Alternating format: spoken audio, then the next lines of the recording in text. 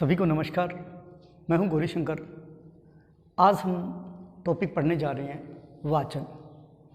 वाचन का वैसे तो साधारण सा अर्थ होता है पढ़ना, यानी पठन।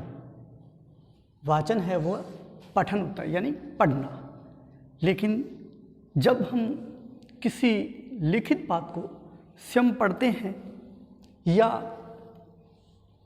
किसी को वह बात हमें पढ़कर सुनानी होती है तो हम उस बात को बहुत ही प्रवाहपूर्ण तरीके से शुद्ध उच्चारण के साथ मधुर वाणी से पढ़ने का प्रयास करते हैं। इस रीति को, जो लिखित सामग्री है, उसको पढ़ना ही भाषा में वाचन कहलाता है। वाचन को पढ़ना कहा जाता है।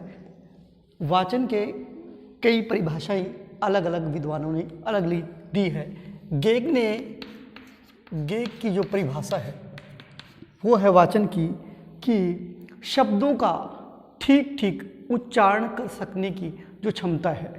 शब्दों का हम ठीक ठीक उच्चारण करें, शब्दों का ठीक ठीक उच्चारण करने की जो शब्द है उसको हम ठीक ठीक उच्चारण करते हैं, वो करने की क्षमता क्या कहलाती है? वाचन कहलाती है। यानी गेग ने कहा है कि शब्दों का हम ठीक ठीक उच्चारण कर सकने की जो क्षमता है वो वाचन है। वाचन मुख्य रूप से वाचन के दो प्रकार बताए हैं। वाचन के मुख्य रूप से दो प्रकार है। नंबर 1 सस्वर वाचन, नंबर 2 होता है मौन वाचन। नंबर 1 सस्वर वाचन, नंबर 2 मौन वाचन।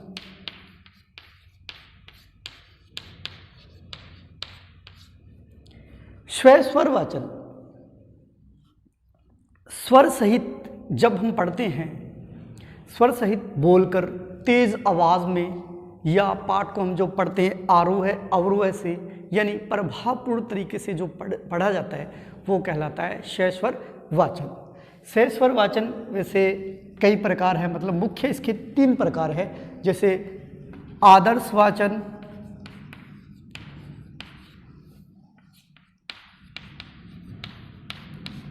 नंबर 2 अनुकरण वाचन,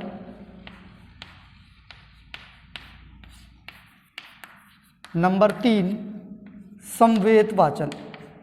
समवेत वाचन।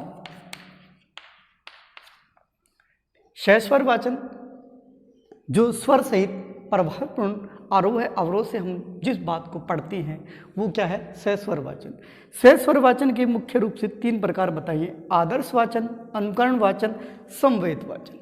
आदर्श वाचन में अध्यापक विद्यार्थियों के समक्ष अपने शुद्ध उच्चारण से जो वाचन करता है वो आदर्श वाचन है। उसी को जब बच्चे अध्यापक का अनुकरण करते हुए वही वाचन करे वो अनुकरण वाचन है। और दोनों अध्यापक और बच्चे साथ में मिलकर जब ये वाचन करे तो वो कहलाता है समवेत वाचन।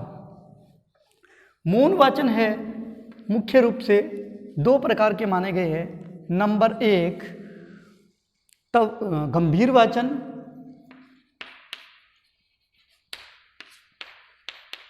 नंबर 2 त्वरित वाचन।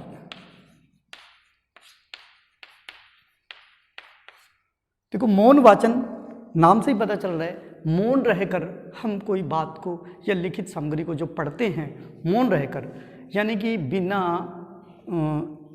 उच्चारण के जो हम पढ़ते हैं मन में, वो क्या है? मौन वाचन। मौन वाचन मुख्य रूप से 2 प्रकार बताए हैं। कौन कौन से? नंबर 1 गंभीर वाचन, नंबर 2 त्वरित वाचन।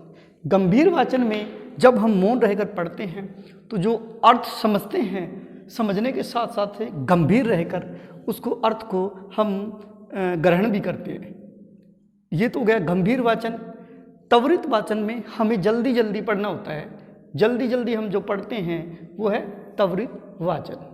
यानी मौन वाचन है जो लिखित सामग्री को, लिखित भाषा को बिना उच्चारण के साथ हम शांतिपूर्ण से तरीके से पढ़ते हैं और पढ़कर उसका अर्थ ग्रहण करते हैं, और अर्थ ग्रहण करना ही क्या कहलाता है, वैसे पढ़ना कहलाता है। तो मौन वाचन बिना उच्चारण के जो हम पढ़ते हैं मन मन में, वो है मौन वाचन। मौन वाचन दो प्रकार बताए थे, एक तो है गंभीर वाचन, दूसरा है त्वरित वाचन।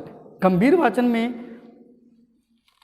शांतिपूर्ण गंभीर होकर हम गहराई से जो वाचन करें, जिसमें जैसे विद्यार्थियों को जिसमें एकाग्रता का विकास होता है, एकाग्रता का, क्योंकि जिसमें हम पढ़ते हैं तो उसको हमें मन मन में याद भी अच्छी तरह से गंभीर रह के करना होता है, तो इसमें एकाग्रता का विकास हो रहा है।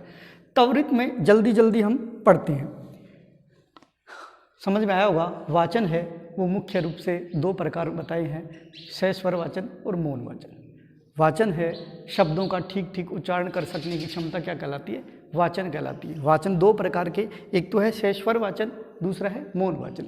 सहस्वर वाचन दो है, सहस्वर वाचन के तीन प्रकार बताई हैं, आदर्श वाचन, अनुकरण वाचन, समवेत वाचन। आदर्श वाचन में अध्यापक है जो पढ़ा रहा है, आदर्श रूप में बच्चों को समझा रहा है, जिसमें शिक्षक है वो गलतियां न करे, उच्चारण में कोई गलतियां न करे, क्योंकि जो अगर शिक्षक गलती करता है तो बच्चे उसका अनुकरण कर लेते हैं, इसलिए उनको ध्यान रखना चाहिए। आदर्श वाचन शिक्षक द्वारा, उसके बाद में अनुकरण वाचन जो शिक्षक ने उच्चारण किया है, जिन शब्दों को जैसे पढ़ा है बच्चा उसी तरीके से पढ़ने शुरुआत करेगा, तो वो है अनुकरण वाचन। उसके बाद में जब ये दोनों साथ में करें, आदर्श वाचन यानी कि अध्यापक और विद्यार्थी दोनों साथ में मिलकर वाचन करें, वो होता है समवेत वाचन।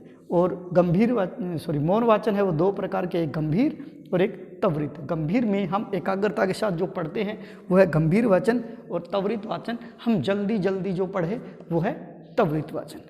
शायद उम्मीद है समझ में आया होगा। जय हिंद, जय भारत।